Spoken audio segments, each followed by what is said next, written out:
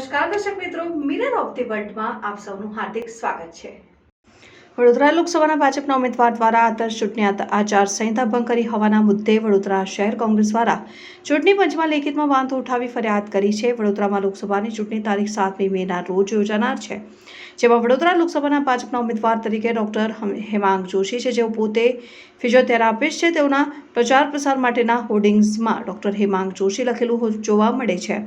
વડોદરા શહેર કોંગ્રેસ દ્વારા કોંગ્રેસ શહેર પ્રમુખ ઋત્વિજ જોશીએ વાંધો ઉઠાવ્યો છે અને ચૂંટણી પંચમાં વાંધો ઉઠાવી આદર્શ આચાર સંહિતા ભંગની ફરિયાદ આપી છે, જેમાં જણાવ્યા મુજબ સુપ્રીમ કોર્ટ તથા ઇન્ડિયન મેડિકલ એસોસિએશન દ્વારા ફિઝિયોથેરાપિસ્ટને ડોક્ટર લખવાની અનુમતિ નથી તે જણાવ્યું હતું। સાથે તેઓ આક્ષેપ કર્યો હતો કે લોકસભાના વડોદરાના ઉમેદવારે પોતાના ચૂંટણી ફોર્મમાં ડોક્ટરનો ઉલ્લેખ નથી કર્યો, છતાં પ્રચાર પ્રસારમાં હોર્ડિંગ્સોમાં અને બેલેટ મતદાન સમયે પોતાના નામની સામે ડોક્ટર લખી લોકોને ગુમરાહ કર્યા છે અને ચૂંટણીમાં આદર્શ આચાર સંહિતાનો ભંગ કર્યો હોય તેઓ સામે તાત્કાલિક પગલાં લેવામાં આવે તેવી માંગ સાથે લેખિતમાં ફરિયાદ કરાઈ છે। ભારતીય જનતા પાર્ટીના ઉમેદવાર દ્વારા આદર્શ આચાર સંહિતાનો ભંગ થયો હોય એવું અમને લાગે છે, કારણ કે જે એમનું સોગંદનામું છે એફિડેવિટ, જ્યારે એમને ફોર્મ ભર્યું ત્યારે એમને એમના નામની આગળ ડૉક્ટર શબ્દનો ઉપયોગ કર્યો નથી, પરંતુ એમનો જે પ્રચાર પ્રસાર થઈ રહ્યો છે, જે હોર્ડિંગો, બેનર, પોસ્ટર સોશિયલ મીડિયામાં જે પ્રચાર પ્રસાર કરી રહ્યા છે એમાં એમના નામની આગળ ડૉક્ટર લખાયું છે।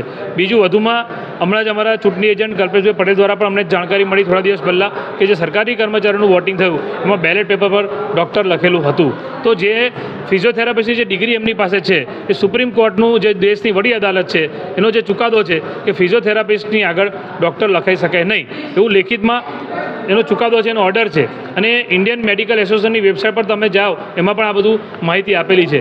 તો એમને પ્રજાને ગેરમાર્ગે દોરવા માટે આગળ ડૉક્ટર લખાયું હોય એવું મારું માનવું છે।